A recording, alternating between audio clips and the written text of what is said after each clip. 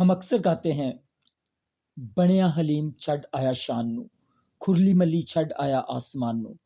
اور ایک اور گیت میں ہم گاتے ہیں شان و شوکت چھڈ چھڈا کے، اپنا سب کچھ ونڈ ونڈا کے، تے دھرتی تے شافی آیا ہے تے چرنی چ ڈیرا لایا ہے۔ وہ انسان بنا، بہت بڑی تبدیلی ہے۔ بادشاہوں کا بادشاہ شان و شوکت ترک کرتا ہے، چرنی میں آ لیٹتا ہے۔ مخملی بچھونوں میں سونے والی ہستیوں کو اور مہین کپڑوں کے بستروں پر لیٹنے والے لوگوں کو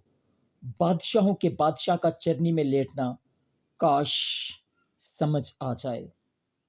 وہ انسان بنا، وہ تبدیل ہوا،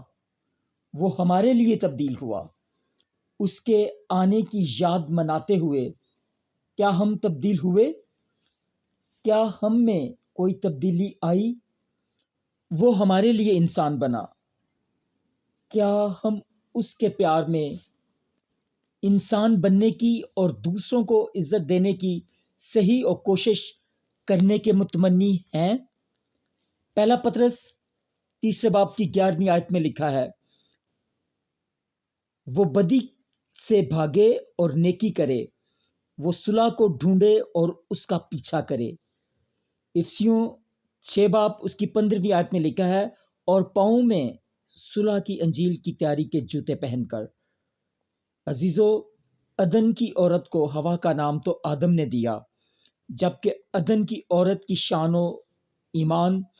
اور پہچان کو مسخ کرنے والے شیطان کو اور اس کے سر کو اپنے پاؤں کی ایڑی سے کچلنے والی عورت کی نسل،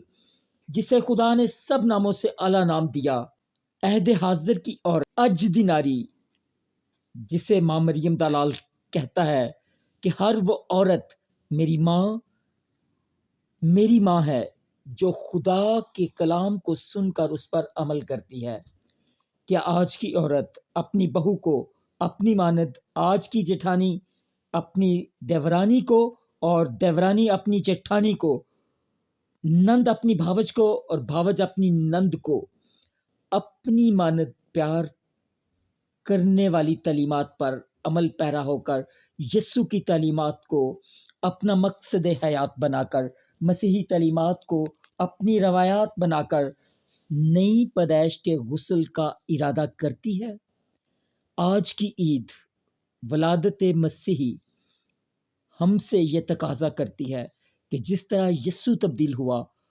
ہم سب بھی تبدیل ہو جائیں، ہمارا انداز فکر تبدیل ہو جائے، ہمارا رہن سہن تبدیل ہو جائے، اور ہم